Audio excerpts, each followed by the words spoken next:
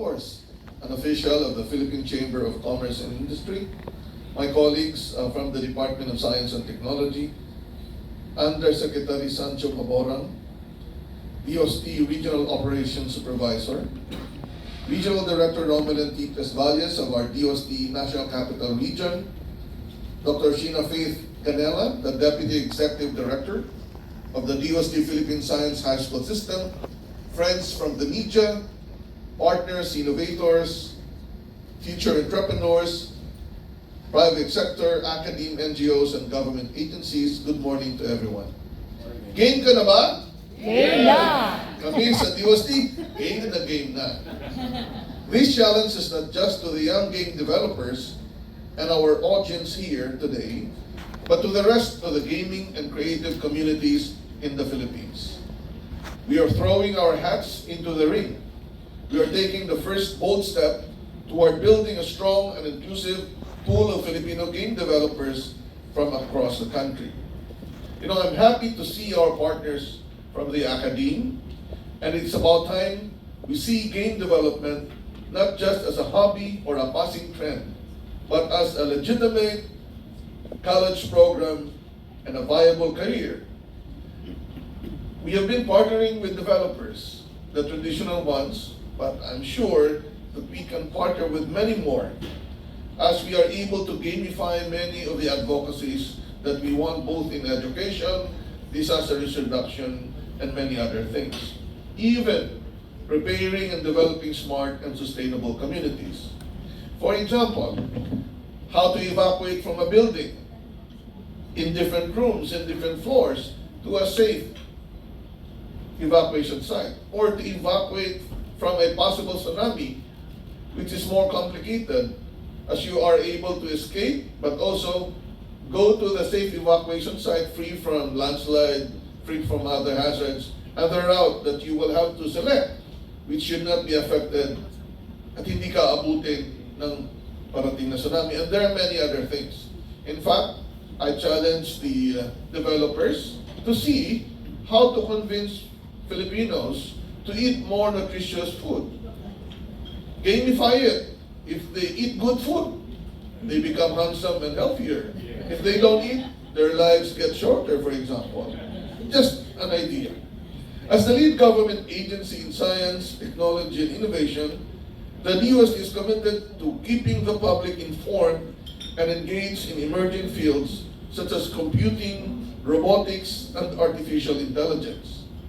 Nung wala pang digital sports, anong sport na ginagawa at tinuturo natin sa bata? Robotics. Lego. Tapos ginawa pang robot na yung Lego. But this is just an extension of what we do. Because developing codes or coding is part of the robotics competition now. So as we support robotics in our kids, we support this digital game development. And we support this emerging field, such as artificial intelligence, robotics, and coding, through platforms like the International Smart City Exposition and Networking Engagement, or ISIN, recently held in Isabela last May, and even in our National Science and Technology Week, where we started to host game development and contest in Cagayan de Oro. Under our creative industry roadmap for game, animation, and film, which is an 8-year program which started several years ago, we envision the Philippines as the top creative economy in ASEAN by 2030, not just in size and value, but in the strength of our creative content and talent recognized in the global market. Binanggit na ni Mr. Rojas yan kanina. I'm very glad that Mr. Rojas is also a product of one of our initiatives, the innovations or I-Forward, Filipinos working distantly from the Philippines, or our I-Forward PH, where we encourage our OFWs to come back to the Philippines and set up their own business here. At nakita naman natin yung konting tulong ng DOST, NCR, sa pag-train muna on how to be a businessman or woman, ay nakatulong na po, and we will continue to support such initiative.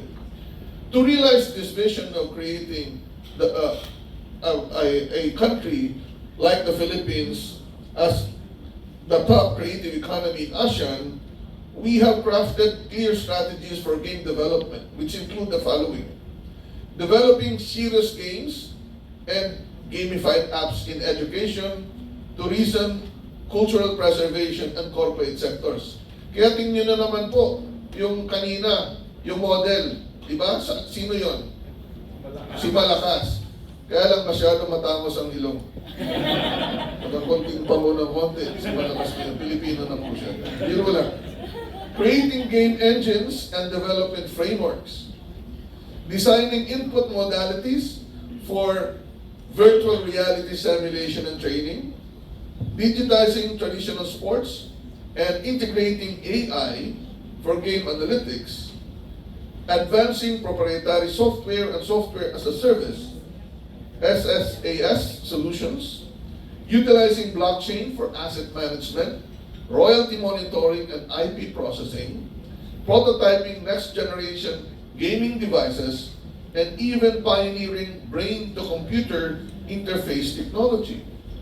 So marami pong pwedeng gawin. In fact, just to mention that we also have a project related to brain telling your limbs to move through electrical impulses created by the brain.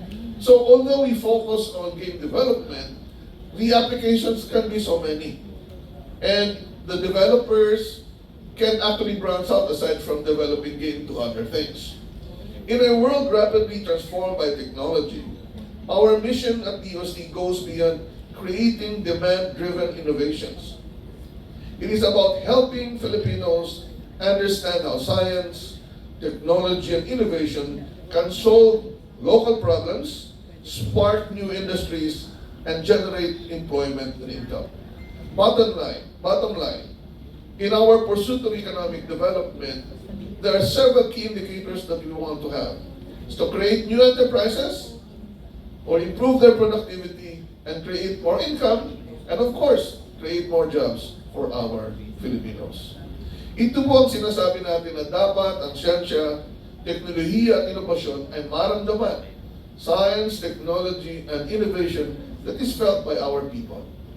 And one of the direct ways is really developing this new creative industry. Ito po ang sinasabi natin, agham na ramdam. Game development, which was also featured at IC in Kawayan, checks all these boxes.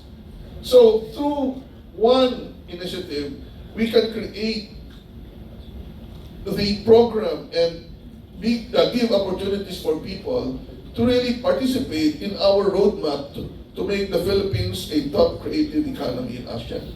So how would game development support our initiative? First, it nurtures essential cognitive skills for the digital economy, problem solving, strategic thinking, focus, memory, and creativity.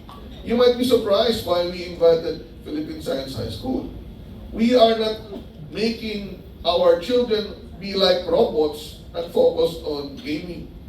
Aside from making sure that they retain the core sciences for creative thinking and strategic thinking, game development, artificial intelligence, and other ICT activities can help them think better, plan better, and respond to the challenges that we face in science, in terms of science, technology, and innovation. What else would game development support? It is part of a global multi-billion-dollar industry that thrives on multidisciplinary collaboration, which are programming, design, art, audio, writing, and user experience, welcoming teams that range from small indie studios to large corporations. This is the rationale behind the game development bootcamp we are launching today. We aim to nurture homegrown talent and provide them with access to the department's technical resources, of course in collaboration with the industry and the MSMEs. We want to see these passionate individuals grow into startups, into employers, into trailblazers in our local gaming and creative tech industry. But we cannot do this alone. The growth of a modern, high-potential industry like game development requires collaboration. That is why the signing of a memorandum of understanding with our esports and game development partners during ICIN is so important. It strengthens the synergy between government, academia, and industry, laying the groundwork for a more professional, inclusive, and globally competitive game development ecosystem in the Philippines. We have already seen this vision in action. Gridlock Game Studio, who joined us in Isabela early this year, embodies the kind of success we aspire for Filipino game developers. I congratulate them on launching the VI3v3 Arena game at ICIN 2025 and thank them for partnering with DOST-NCR for this boot camp. Their efforts will help produce original Filipino gaming content that reflects our stories and ingenuity.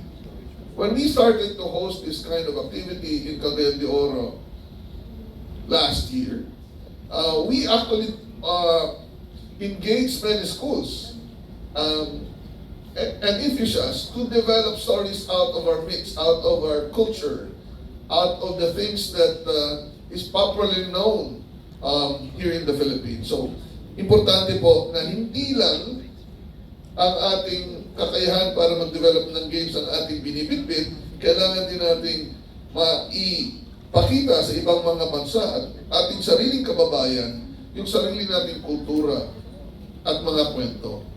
You know, for us to really be economically developed, aside from having the science, technology, and innovation efforts and our collaboration, an important thing that we want to have for all Filipinos is patriotism. If we talk about business, it will help other people if we are more patriotic. And that is why this bootcamp is not just for Gridlock, but for everyone to have that opportunity to develop and to also support the effort for us to be more economically developed. So if you know someone, a student, a startup, or a young creative who loves gaming, invite them to join. In this bootcamp, they'll gain vital skills in software and game development, receive mentorship from industry experts, and begin building their own games, business models, and investor-ready pitch decks. So to all our bootcamp participants, congratulations. I've heard that there will be at least around 80 already. No? I look forward to seeing your working game prototypes, creative narratives, and startup-ready ideas take shape. In this journey, you are not NPCs, non-playable characters. You are the heroes. Sorry. Sinulat lang to, hindi ko actually just to be honest. So, you are not in the story, you are not in the game, but you are the actual hero. Kasi kayo po ang gagawa. Because you will be the world builders, creators, and storytellers. Use your powers not just to build virtual worlds, but to help build a better, more progressive real one. As you create these games, the reality is that if we are able to develop successful games, not only in terms of earning money, but also sharing new ways of how we can understand things, panalo na po kayo, and you're already patriotic. So, let's go and press start. Let's begin the mission of putting the Philippines on the map as a global game development powerhouse. Kailangan po natin yan, at kayo po ang bida dito. Maraming salamat at mabuhay ang creatives at game developers ng bagong Pilipinas.